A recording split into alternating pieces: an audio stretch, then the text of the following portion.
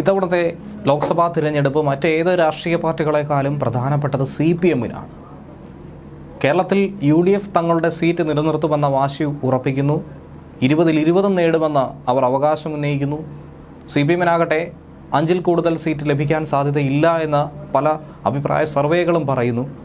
അതുപോലെ ദേശീയ രാഷ്ട്രീയത്തിൽ മോദി തന്നെ വീണ്ടും തിരികെ വരുമെന്നുള്ള ആത്മവിശ്വാസം BJP ക്യാമ്പിൽ പ്രകടിപ്പിക്കുന്നുണ്ട്. 400 സീറ്റുകൾ നേടിയെടുക്കുമെന്ന ആത്മവിശ്വാസത്തിൽ അവർ മുന്നോട്ട് പോവുകയാണ്. ഇങ്ങനെ മറ്റു പാർട്ടികളൊക്കെ തന്നെ അവരുടെ ആത്മവിശ്വാസം പല സംസ്ഥാനങ്ങളിലുമായി പങ്കുവയ്ക്കുമ്പോൾ കേരളത്തിൽ അതുകൂടാതെ തൊട്ടയൽ സംസ്ഥാനങ്ങളിൽ CPM-ന് 10 സീറ്റെങ്കിലും ലഭിച്ചില്ല എങ്കിൽ സംഭവിക്കാൻ പോകുന്നത് ഒരു വലിയ ദുരന്തമായിരിക്കുമെന്ന വാർത്തയാണ് പുറത്തു വരുന്നത്. ഇനി രാഷ്ട്രീയ ഭൂപടത്തിൽ CPM എന്നൊരു പാർട്ടി തന്നെ ഉണ്ടാകില്ല, അങ്ങനെ ഉണ്ടാകാൻ ഇനി സാധ്യതയില്ല എന്ന് വേണം മനസ്സിലാക്കാൻ. CPM-നെ സംബന്ധിച്ച് ഏറ്റവും വലിയൊരു ജീവൻ മരണ പോരാട്ടത്തിലേക്ക് തന്നെയാണ് ഇത്തവണ കടക്കാൻ പോകുന്നത്. എന്തുകൊണ്ടെന്നാൽ 2024-ൽ നടക്കുന്ന ലോക്സഭാ തിരഞ്ഞെടുപ്പിൽ മിനിമം 10 സീറ്റുകളെങ്കിലും 3 സംസ്ഥാനങ്ങളിൽ നിന്നായി CPM-ന് സമാഹരിച്ചേ മതിയാകൂ. എന്തുകൊണ്ടെന്നാൽ ദേശീയ പാർട്ടി എന്ന പദവി അത് CPM-ന് നഷ്ടപ്പെടുകയാണ്. കൂടുതൽ സീറ്റുകളും വോട്ട് ഷെയറും CPM-ന് ഇത്തവണ കിട്ടില്ലെങ്കിൽ, അത് പിടിച്ചെടുക്കാൻ കഴിഞ്ഞില്ല എങ്കിൽ അക്കാര്യം മറക്കുന്നതാകും നല്ലത്. ഏക സംസ്ഥാനം കേരളമാണ് ഇപ്പോഴും CPM അധികാരത്തിലുള്ളതായി പറയുന്നത്. അതുകൊണ്ട് പരമാവധി സീറ്റുകൾ കേരളത്തിൽ നിന്നും പിടിച്ചെടുത്താൽ മാത്രമേ, ഈ വോട്ട് ഷെയർ ഉയർത്തി മുന്നോട്ട് പോയാൽ മാത്രമേ ഇതിന് ബദലായി അതിനെ മറികടന്നുകൊണ്ട് മുന്നോട്ട് വരാൻ സാധിക്കുകയുള്ളൂ.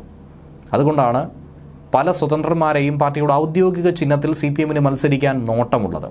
അങ്ങനെയെങ്കിലും ദേശീയ പാർട്ടി എന്ന ആ ഒരു പദവി പിടിച്ചു നിർത്താനായി കഴിയണം.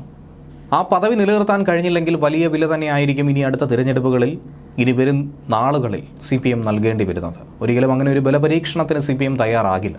2004-ൽ ലോക്സഭയിൽ 43 സീറ്റുകളായിരുന്നു CPM-ന് ഉണ്ടായിരുന്നത്. ആ 2004-ൽ നിന്നും 2019-ലേക്ക് എത്തിയപ്പോൾ ഉണ്ടായത് വലിയൊരു ശോഷണമായിരുന്നു. 40 സീറ്റുകൾ അപ്രതീക്ഷിതമായി 3 സീറ്റുകളിലേക്ക് ചുരുങ്ങേണ്ടി വന്നു.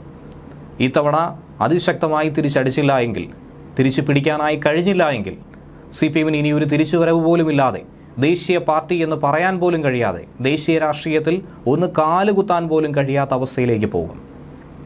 CPM-ന്റെ കോട്ടയായി ഒരു കാലത്ത് പറഞ്ഞിരുന്ന ബംഗാളിൽ ഇപ്പോൾ സംഭവിച്ചിരിക്കുന്നത് എന്താണെന്ന് ഏവർക്കും അറിയാവുന്നതാണ്. പലരും രാഷ്ട്രീയ പാർട്ടികൾ, എതിർചേരികളൊക്കെ ശക്തമായി CPM-നെ കളിയാക്കുന്നതും അതുതന്നെയാണ്. നേരത്തെ CPM-ന്റെ പാർട്ടി ഓഫീസുകളൊക്കെ തന്നെ ഇപ്പോൾ NDA ബൂത്തുകളായി മാറിയിരിക്കുന്നു. ബംഗാളിലെ തകർച്ച തന്നെയാണ് വലിയ തോതിൽ CPM-നെ പ്രതിരോധത്തിലാക്കിയത്. 43 സീറ്റിൽ നിന്നും 3 സീറ്റിലേക്ക് എത്താനായി കേവലം 15 വർഷം മാത്രമാണ് എടുത്തത്. ഒരേ സമയം ബംഗാളിലും ത്രിപുരയിലും കേരളത്തിലും CPM അധികാരത്തിലിരുന്നു. പക്ഷേ ഇന്ന് കേരളത്തിൽ മാത്രമാണ് ഒരു തരി കനൽ ബാക്കിയുള്ളത്. ബംഗാളും ത്രിപുരയും വലിയ തോതിൽ തന്നെയാണ് CPM-നെ കൈവിട്ടത്. അതുകൊണ്ട് ദേശീയ രാഷ്ട്രീയ കക്ഷി എന്ന രീതിയിൽ, ദേശീയ പാർട്ടി എന്ന രീതിയിൽ CPM-ന് വലിയ തിരിച്ചടിയാണ് സംഭവിച്ചത്. ലോക്സഭയിൽ CPM നിർണായക ശക്തിയായ തിരഞ്ഞെടുപ്പ് 2004-ലായിരുന്നു സംഭവിച്ചത്. അതിനുശേഷം ഇങ്ങോട്ടെല്ലാം തന്നെ അപജയം തന്നെയാണ് സംഭവിച്ചിട്ടുള്ളത്. പശ്ചിമ ബംഗാളിലെ 26 സീറ്റും കേരളത്തിലെ 12 സീറ്റും, തമിഴ്നാട്ടിലും ത്രിപുരയിലുമായി 2 വീതം സീറ്റുകളും, ആന്ധ്രാപ്രദേശിൽ 1 സീറ്റും അടക്കം 43 സീറ്റുകൾ അവർക്കുണ്ടായിരുന്നു. 5.66% വോട്ട് ഷെയർ അവർ CPM നിലനിർത്തിയിരുന്നു. എന്നാൽ 2009 ആയപ്പോൾ പാർട്ടിയുടെ ലോക്സഭാ സീറ്റുകളുടെ എണ്ണം കുത്തനെ ഇടിഞ്ഞ് 16 ചുരുങ്ങി. ബംഗാളിൽ 9, കേരളത്തിൽ 4, ത്രിപുരയിൽ 2, തമിഴ്നാട്ടിൽ 1. 2009-ൽ നേടാൻ കാര്യമായ രീതിയിൽ ഒന്നും തന്നെ സംഭവിച്ചില്ല. പക്ഷേ വോട്ട് ഷെയർ അതുപോലെ തന്നെ നിലനിന്നു. 5.33% അതിനെ പിടിച്ചു നിർത്താൻ കഴിഞ്ഞു.